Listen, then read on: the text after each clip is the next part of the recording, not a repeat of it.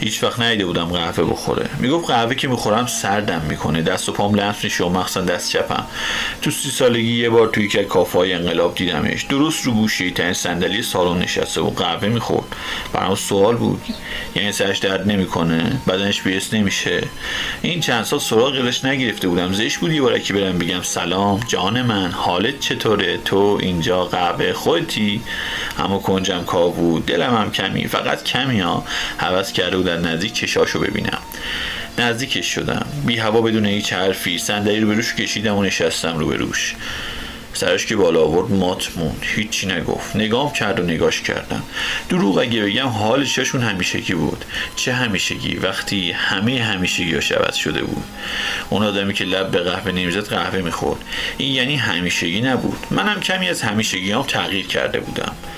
نمونهش قهوه که همیشه عاشقش بودم، معتادش بودم، حالا سالا بود طعمش رو فراموش کردم چون سرم درد میکرد و تنم لمس میشد. من از سر دلتنگی شده بودم و اون از سر دلتنگی شده بود من.